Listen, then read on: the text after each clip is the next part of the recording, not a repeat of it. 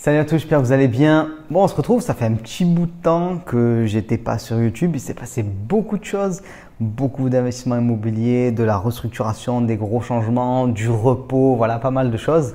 Et ben, j'ai décidé de revenir avec une vidéo vraiment intéressante, concrète, qui va vous permettre de vous analyser, de vous resituer, de vous relancer en immobilier avec le cycle de l'investisseur immobilier. Le cycle de l'investisseur immobilier, c'est la méthode qui m'a permis de devenir rentier immobilier et d'acheter plus de 100 biens immobiliers. Si je n'avais pas appliqué ce cycle, je ne serais pas devenu ce que je suis devenu, je n'aurais pas fait autant de biens immobiliers, il n'y aurait pas de cohérence dans ce que j'ai fait et ça n'aurait pas fonctionné. Donc, il n'y a pas de méthode magique. On claque des doigts, bam bam bam, on a plein voilà, on a plein d'investissements de ce qu'on veut. Non, non, non. On a une méthode qu'on applique, un cycle. Donc vous allez répéter d'année en année en l'améliorant pour avoir des résultats. Donc si vous voulez, j'ai théorisé la pratique immobilière que j'avais eue de manière un peu non construite au début. C'est un peu comme si un gars il arrivait dans l'usine là et il voit un petit peu comment ça fonctionne. Voilà, là une chaîne de production, tel truc là, le gars il faut tant de temps pour qu'il donne tel objet à l'autre et tout. Et il fait la théorie de l'usine et grâce à ces plans là, il peut reconstruire exactement la même usine ailleurs. Donc je vais vous expliquer mon usine à immobilier si on veut et vous allez pouvoir la reconstruire. Et donc c'est un cycle en 4 étapes. Ce cycle-là, pour vous donner encore plus d'informations dessus, il a servi de base pour créer ma formation JIRI, devenir investisseur et rentier immobilier. Alors JIRI, ça n'a rien à voir avec ce qu'on va voir maintenant, c'est-à-dire que JIRI, c'est plus de 100 heures de formation, 250 vidéos, ainsi de suite. Là, on va faire une vidéo plus ramassée, mais ça va vous permettre d'avoir des éléments intéressants sur le cycle de l'investisseur immobilier et de travailler votre situation, d'avoir des résultats. D'ailleurs, en parlant de résultats, regardez en description, j'ai aussi créé là à l'instant, une heure avant que je crée cette vidéo, une nouvelle formation qui dure environ 1h20. Elle est offerte, c'est les 7 étapes pour devenir rentier immobilier en 2023-2024 parce que tout a changé. Les taux ont explosé, on est bientôt à 3%. Les conditions d'octroi de crédit sont plus difficiles. Certains marchés immobiliers se retournent, certains sont totalement désespérés. Voilà, il y a eu beaucoup de changements. Donc, j'ai voulu vous faire un petit update, petit programme de formation privé, 1h20, dispo en description. Et aussi, vous allez avoir un séminaire gratuit et dans quelques semaines, on va voir, je vais vous donner un gros pack de formation aussi offert d'environ 10 heures. Donc voilà, comme ça, vous êtes complet et on démarre cette vidéo avec le cycle de l'investisseur immobilier. Donc j'explique, ce cycle, c'est moi qui l'ai créé de A à Z. Voilà, c'est-à-dire que j'ai déconstruit ma pratique.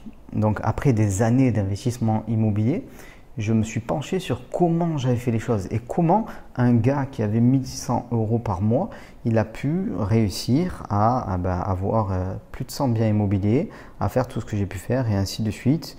Voilà, si vous tombez pour la première fois sur cette chaîne, regardez toutes les autres vidéos. On en a plus de 200 aujourd'hui, donc vous allez découvrir un petit peu plein de choses en immobilier, vous verrez. Et moi, c'est grâce à ce cycle-là que j'ai pu devenir rentier et acheter autant d'immobilier, ainsi de suite. Donc on a 4 étapes et on va les voir une par une et on va commencer d'abord par l'étape la plus importante qui est sous-estimée, c'est l'évaluation et la préparation de vos investissements immobiliers. Alors, d'abord, on commence par les objectifs de vie et ça peut vous paraître bizarre, mais comprenez une chose. Pour moi, l'immobilier, c'est un moyen pour avoir la vie que je veux mener. Par exemple, l'immobilier m'a permis d'avoir un certain niveau de revenu, de m'éloigner de la pauvreté, m'a permis aussi de pouvoir vivre ici à l'île Maurice, m'a permis énormément de choses. Voilà, c'est juste extraordinaire à quel point ça a changé ma vie. Donc, vous devez définir vos objectifs de vie. Qu'est-ce que vous voulez à 5 ans, à 10 ans? Peut-être que vous voulez ne plus travailler et remplacer votre salaire. Peut-être qu'aussi vous avez prévu d'avoir 3 enfants. Donc vous devez peut-être le noter parce qu'on ne gère pas un patrimoine immobilier de la même manière si par exemple on est un célibataire qui voyage partout dans le monde ou une famille avec 3 enfants établie dans une zone précise et ainsi de suite. Donc vous devez d'abord, dans un premier temps, penser à votre vie, à vous, peut-être même un peu hors de l'immobilier, hors des finances, entre guillemets, ce que vous voulez. Voilà, il y a des gens qui veulent voyager, ainsi de suite. Donc, pensez à ça, vos objectifs de vie. Donc, ça, c'est comme les finalités de vos vies. Qu'est-ce que vous aimeriez accomplir? Et bon, on est dans un monde où les objectifs de vie, souvent, il faut un peu d'argent pour les réaliser quand même. Donc là, on va mettre en face de ça les objectifs financiers et les objectifs immobiliers qu'on veut réaliser. Voilà. Par exemple, il y a un gars qui va avoir 2000 € de revenus tous les mois. Bah, ok, là, il a un objectif financier, très bien. Il va falloir qu'il ait des objectifs immobiliers en face pour les réaliser. Par exemple, s'il se fait 2 colocations, il peut se faire 2000 € net tous les mois. Donc lui, ça sera sa méthode. Mais il y a peut-être un autre gars qui va choisir de faire une love room, ou un autre gars qui va choisir de faire 2 locations de courte durée, ou une autre personne qui va choisir de faire 4 appartements meublés, des petits studios, voilà, qui vont générer chacun du cash flow, et ainsi de suite. Donc ça, vous devez prendre en compte donc, vos objectifs financiers et immobiliers. Alors je vous la fais courte là, hein. L'objectif c'est de vous permettre de penser à tout ça, de voilà, vous remettre en question, de vous relancer, mais pour définir de bons objectifs financiers, de bons objectifs immobiliers avec un marché, une zone d'investissement, même la rue, hein, l'arrondissement dans lequel vous voulez acheter, les prix de l'immobilier, le niveau de loyer, ainsi de suite. Il faut faire une étude complète et tout. Mais d'ailleurs, profitez-en. Regardez dans la description, je vous l'ai dit tout à l'heure, il y a cette formation gratuite qui va vous permettre de vous aider à ça. Donc, pour faire tout ça, il va falloir ensuite essayer d'estimer votre capacité d'emprunt et vos capacités financières. Alors tu vas me dire, Romain, attends. D'abord, j'estime ma capacité d'emprunt et après, je fais mes objectifs immobiliers, mes objectifs de vie.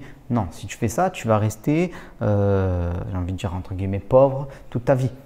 Parce que quand on commence, on n'a rien en général.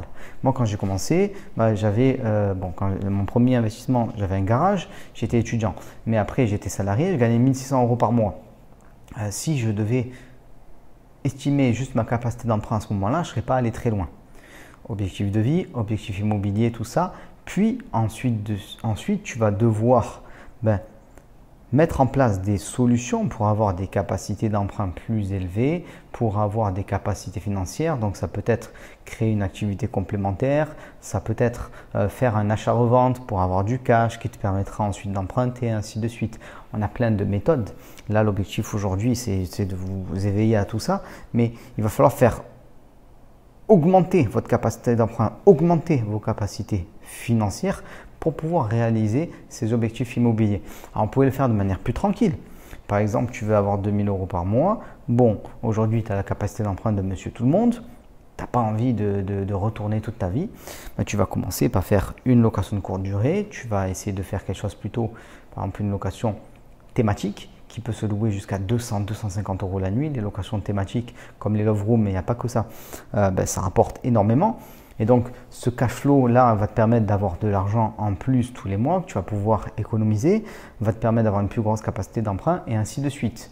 Donc, tu vas faire ton cycle où on est là, on est dans la partie évaluation, préparation, puis tu passes en mode construction avec les biens que tu recherches, avec les travaux, ainsi de suite. Voilà, tu vas sortir un bien immobilier qui génère de l'argent et il va te permettre de te développer.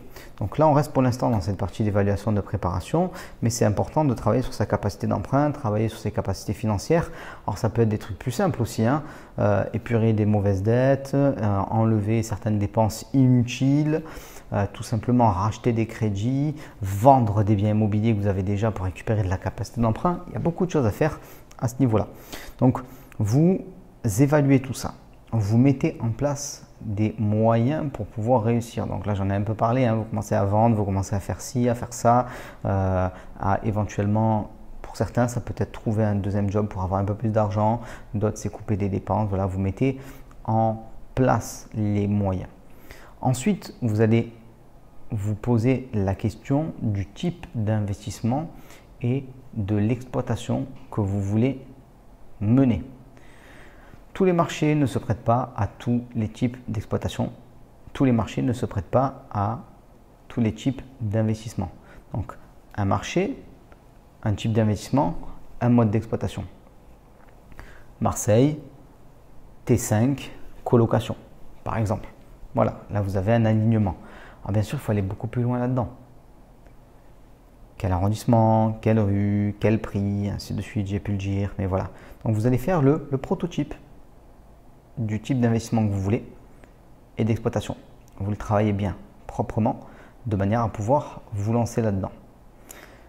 Petit point important aussi, le dimensionnement de votre projet. Vous avez plusieurs manières de dimensionner. Je vais vous parler de 2 manières de dimensionner vos investissements.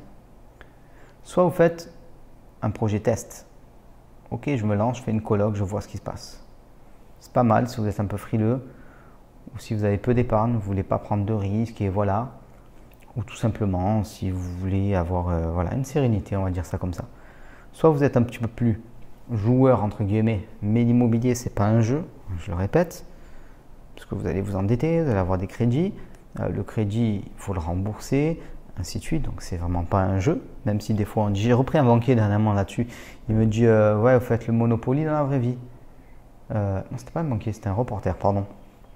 Et je dis ouais mais c'est pas un jeu. Voilà, c'est-à-dire que ouais d'accord, ok, tu achètes plein de biens immobiliers, tout ce qu'on veut, tout ça. Mais c'est pas un jeu, il va falloir rembourser. Oui, on peut faire énormément de choses, oui, on peut changer sa vie, mais quand même.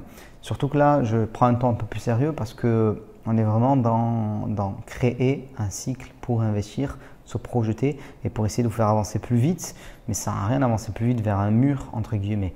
Donc soit vous dimensionnez un projet de test, soit vous faites ce que j'appelle le plus gros domino possible. J'en parle d'ailleurs dans la petite formation là qui est en description.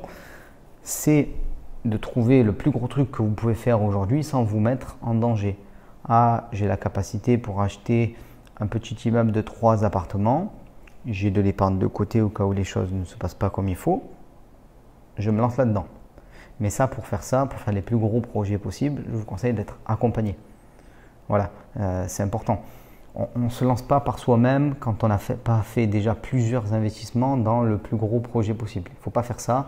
Il n'y a que, je pense, 1% des gens qui peuvent faire ça, pas plus, parce qu'on peut se planter et certains se plantent malheureusement. Alors dans les médias, on vous montre que ceux qui se plantent, et oui, ça existe, mais en faisant les choses comme il faut, on peut réussir et on réussit. Dimensionnement et forme juridique et fiscale. Parce qu'en fonction du type de bien que vous avez, en fonction de votre imposition, en fonction du cash flow généré, en fonction aussi de ce que vous voulez, est-ce que vous êtes plutôt en mode cash flow ou est-ce que vous êtes plutôt en mode réinvestissement, vous allez avoir des formes juridiques qui vont être différentes. Voilà. Alors ça, c'est très vaste. Grosso modo, vous pouvez rester en nom propre, vous pouvez être en société. Donc en nom propre, il y a pas mal de régimes. Ça peut être du LMNP si vous êtes sur votre premier investissement. Ok. Si vous en faites un certain nombre et que c'est du meublé, vous pouvez être en LMP, loueur meublé professionnel. Vous pouvez faire aussi de la location nue.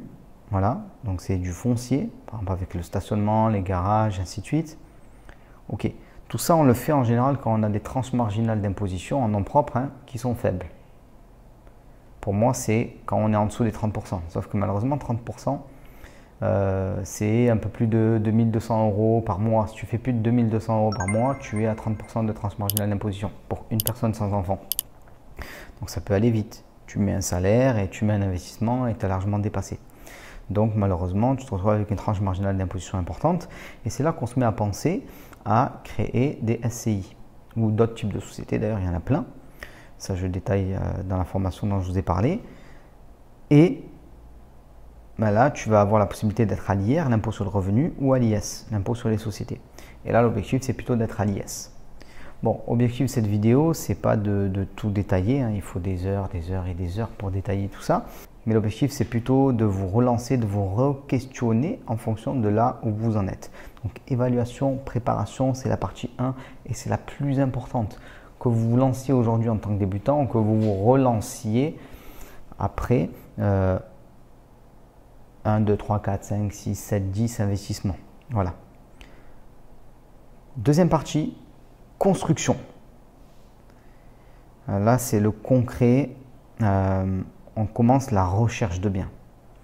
Une recherche de biens, c'est lié à la partie d'évaluation. Vous devez connaître votre type d'investissement, type d'exploitation. Vous devez savoir ce que vous voulez précisément, le prix du mètre carré et ainsi de suite. C'est-à-dire que si je te dis, qu'est-ce que tu cherches? Si tu ne peux pas me dire, moi je veux un T5 de 100 mètres carrés à Marseille pour faire 5 chambres, pour louer 450 € la chambre et pour avoir tel niveau donc, de chiffre d'affaires, j'aurai une mensualité de temps et donc il me restera tant en cash flow. Si tu ne sais pas ce que tu cherches. Et si tu ne sais pas ce que tu cherches, tu ne vas pas le trouver. Ah, bien sûr, ce n'est pas de la magie, il n'y a pas de claquement de doigts. Pour pouvoir faire une recherche précise, il faut s'intéresser à son marché, s'intéresser au mode d'exploitation, s'intéresser à sa capacité d'emprunt, s'intéresser aux moyens qu'on va mettre en place, à dimensionnement du projet, à la forme juridique et ainsi de suite. C'est pour ça que la phase d'évaluation de préparation, elle est longue, elle est importante, elle est très importante même. Moi, ce que je fais souvent en coaching, c'est que je freine les gens. Je leur dis, t'inquiète pas, dès qu'on aura fait la phase d'évaluation de préparation, on va enchaîner les investissements. Mais on va passer beaucoup de temps. On va créer ta holding, on va créer ta LCI, par exemple, s'il y en a besoin. Et on va enchaîner tes investissements.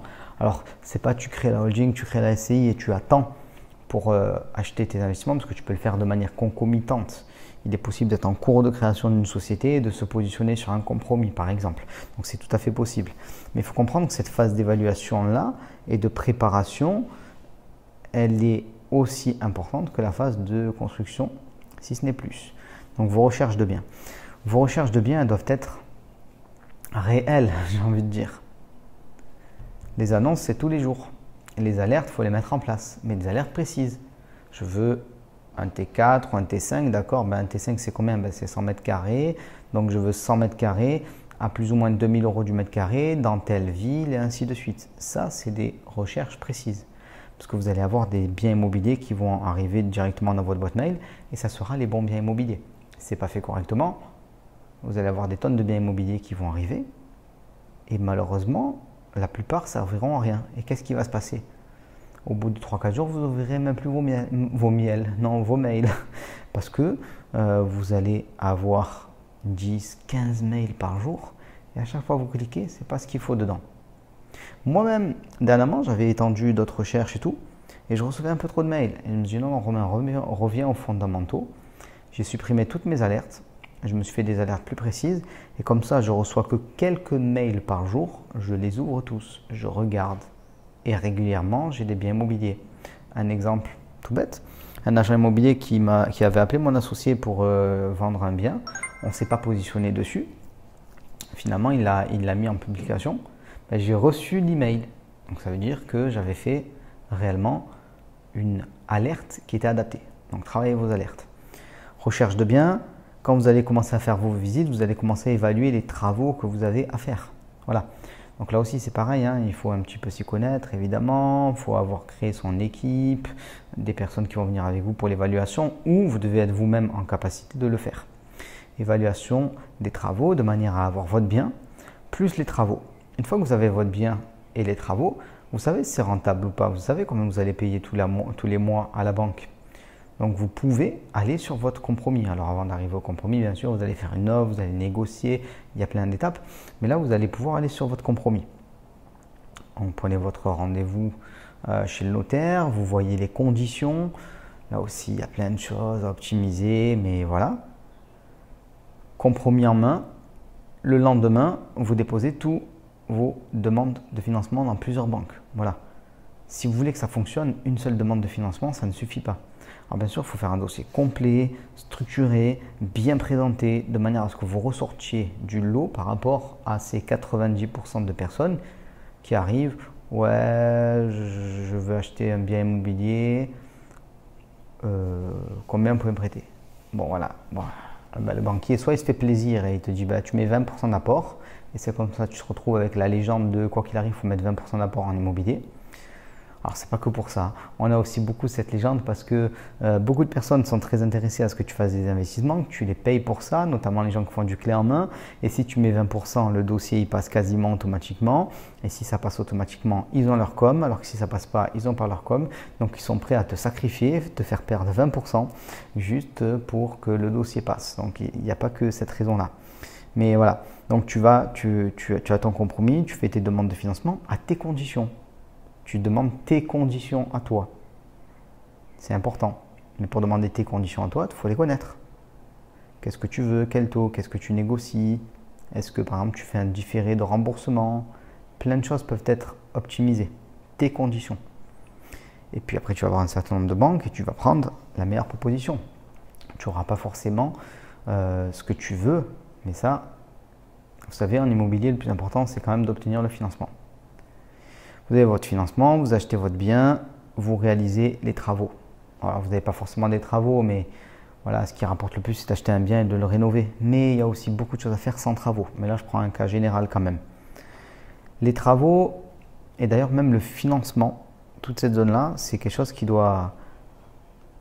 Compromis, financement, travaux, ça doit aller vite. C'est une zone sensible.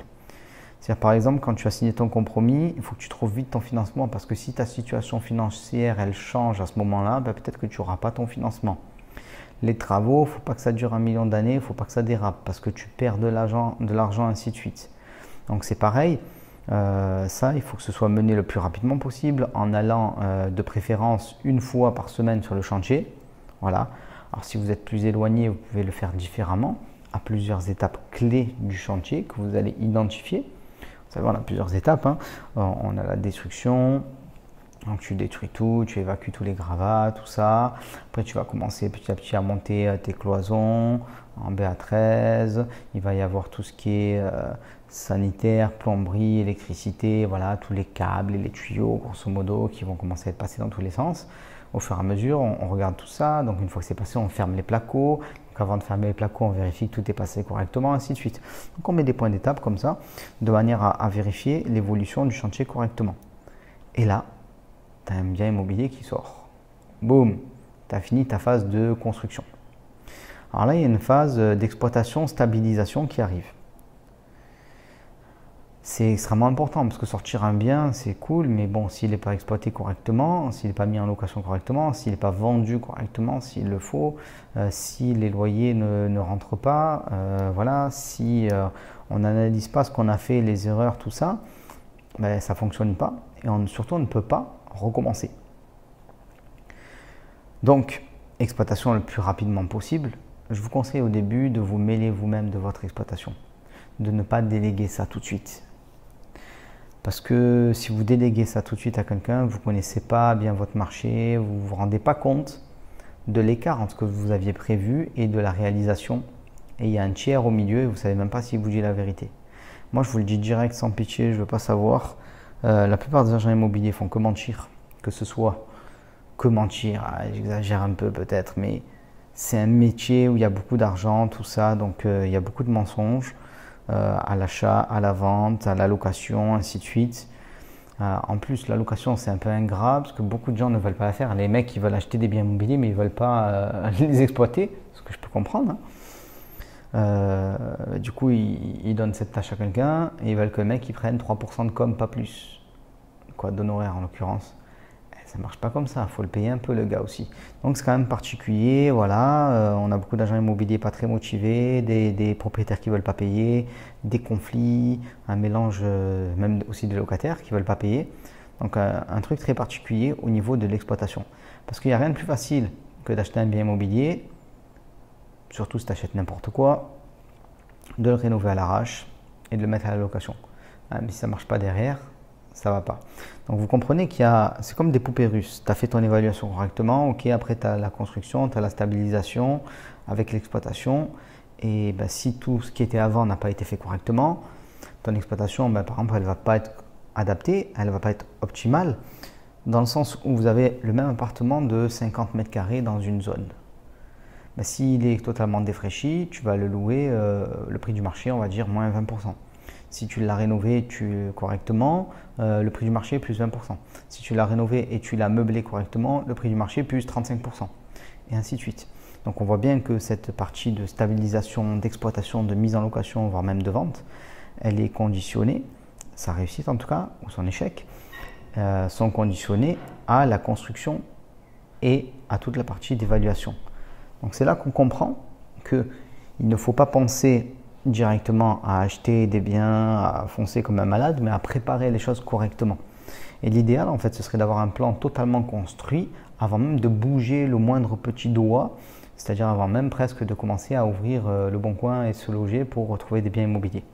Ça devrait être l'idéal. Alors bien sûr, on fait les choses un petit peu en parallèle, ça s'entremêle, c'est très particulier, mais c'est plutôt vers là qu'il faut aller. Donc, pourquoi il faut mettre le nez dans vos biens immobiliers? Alors ça dépend comment vous faites les choses. Quand vous avez beaucoup de biens immobiliers, vous allez regarder le versement des loyers, alors mensuellement, vous allez regarder vos bilans annuels, ainsi de suite et tout, mais voir si ça fonctionne comme il le faut et mettre en place des solutions Alors des fois, ça peut être rénover un logement qui fonctionne plus trop bien, vendre un logement qui fonctionne pas trop bien. Ça peut être tout simplement de baisser un loyer. Si vous voyez que ça ne se loue pas, vous baissez un peu le loyer et ça va se louer. C'est une question de prix à la fin, hein, tout simplement. Malheureusement, c'est immonde, mais quand on met un prix très bas, on peut louer une cave, quoi, quasiment. Hein. Donc voilà, c'est une question de prix au final. Et là, vous allez pouvoir évaluer la différence entre ce que vous aviez prévu et ce qui est réalisé. Et vous allez tirer des conclusions de ce qui est bon, ce qui n'est pas bon, ce qui fonctionne. Par exemple, si vous avez acheté plusieurs biens en peu de temps, vous allez voir qu'il y a un mode d'exploitation qui fonctionne mieux, un type qui fonctionne mieux, ainsi de suite. Et vous allez pouvoir reproduire. Vous allez pouvoir commencer une réflexion sur la création d'un projet qui est plus grand, si vous le voulez, ou identique, ou d'un autre projet, si vous le souhaitez en tout cas, en prenant en compte l'enseignement de cette phase d'évaluation, de construction, de stabilisation. Voilà. Donc moi, c'est comme ça que j'ai construit en fait mon patrimoine immobilier. Tous les 1 an et demi, un truc comme ça.